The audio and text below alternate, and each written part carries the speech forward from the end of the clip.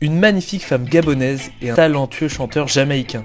Voilà une histoire d'amour improbable qui se complique encore lorsque l'on sait que la première est la fille du richissime président Omar Bongo Ondimba et le second la star internationale du reggae Bob Marley. Cette relation inattendue a pourtant bel et bien eu lieu et fut l'occasion pour le célèbre Rasta de renouer avec ses racines africaines. Pascaline Bongo, qui est donc la sœur de l'actuel président gabonais Ali Bongo, est tombée éperdument amoureuse de l'artiste aux dreadlocks, ce qui était loin de plaire à son papa. Laissez-moi vous raconter leur incroyable histoire. Nous sommes en 1979. Pascaline Bongo est une fille choyée à qui son père Omar ne refuse rien. Elle est étudiante, elle a 23 ans, et c'est en tant que groupie absolue du reggaeman Bob Marley qu'elle se rend à un de ses concerts aux États-Unis. La jeune femme, à la fin du concert, fait jouer les relations du papa pour s'infiltrer dans la loge de la star, à qui elle veut dire tout le bien qu'elle pense de lui.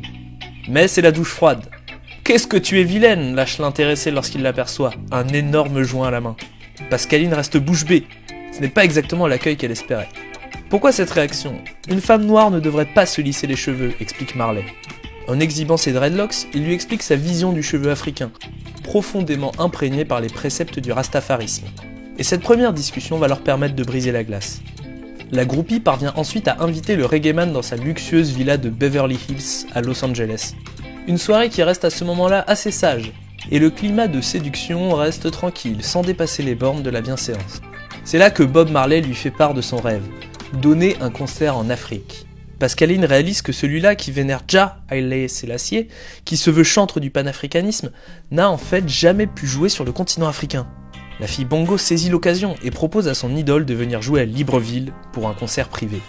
Papa s'occupera de tout, pense la jeune femme. Mais papa, pas sûr qu'il aime autant Marley que sa fille.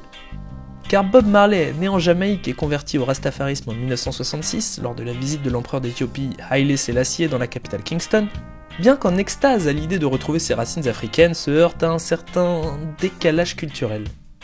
Dans le vol qui doit l'emmener au Gabon, on explique au chanteur que le pays serait dirigé d'une main de fer par un dictateur, ce qui refroidit subitement ses ardeurs. Mais l'avion ne va pas faire demi-tour. Du côté d'Omar Bongo Ondimba, c'est une autre description qu'on lui fait de l'artiste invité par sa fille. Bob Marley lui est dépeint comme un musicien négligé, toxicomane, à la tignasse crasseuse, né dans un bidonville et prônant des idées révolutionnaires. Le président gabonais annule alors la rencontre prévue entre lui et l'invité, et préfère envoyer son fils Ali à son accueil. Oui, Ali Bongo, celui qui est encore à la tête du pays aujourd'hui. Il était à l'époque lui aussi ravi de rencontrer le musicien. Sur place, Marley et ses acolytes sont accueillis sous les colibets. Ganja, Ganja, lui crient les badauds qui croisent leur route sur les plages de Libreville, pour moquer la réputation de toxico du Jamaïcain. Pour couronner le tout, la star souhaitait offrir un concert gratuit aux Gabonais, et apprend au dernier moment que le producteur a en fait surfacturé les places du concert, ce qui le plonge d'autant plus dans la fureur. Ce séjour au Gabon permet alors à Pascaline Bongo et à Bob Marley de vivre pleinement leur histoire d'amour. Bien que mariée et courtisée par un nombre de femmes qui fatigueraient même nos chasseurs les plus téméraires, la star consacre tout son amour à la fille du dictateur. Si la relation est assumée, le travail de beau papa empêche pourtant les deux tourtereaux d'officialiser leur relation. Pas caché, mais pas public. En privé, Bob Marley est complètement dingue de celle qu'il appelle sa princesse africaine, et rêve d'avoir un enfant avec elle.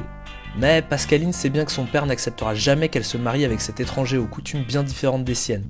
Alors elle n'ose imaginer la fureur dans laquelle pourrait entrer Omar Bongo si sa fille tombait enceinte hors mariage d'un homme que le président considère comme un moins que rien. Pour les Rastas, la contraception et à plus forte raison l'avortement sont de terribles péchés, et la jeune femme est obligée de prendre la pilule en cachette pour éviter qu'un petit Bob Marley ne se mette à pousser dans son ventre. Pascaline Bongo décide ensuite d'arrêter de se lisser les cheveux, et commence à les tresser à l'africaine, sans pour autant adopter les dreadlocks de son amant, car son père n'aurait jamais laissé faire. C'est fin 1980 que Bob Marley apprend qu'il est malade.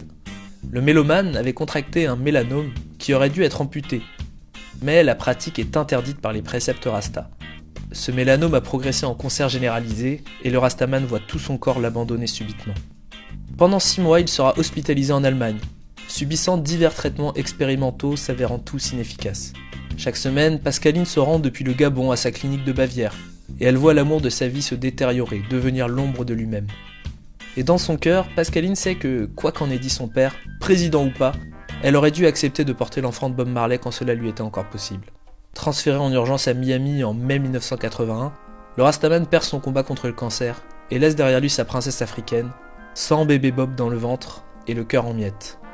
Cette histoire aura démontré que la réunion des peuples caribéens et afro-américains à leurs racines africaines, souvent fantasmées par ces derniers, est plus compliquée qu'il n'y paraît, et que le panafricanisme est un idéal dont la recherche demande à chacun de rester ouvert d'esprit et tolérant. Mais au final, l'amour semble plus fort que tout. Alors à bientôt sur Ekima News pour de nouvelles histoires incroyables du continent. On est ensemble et one love.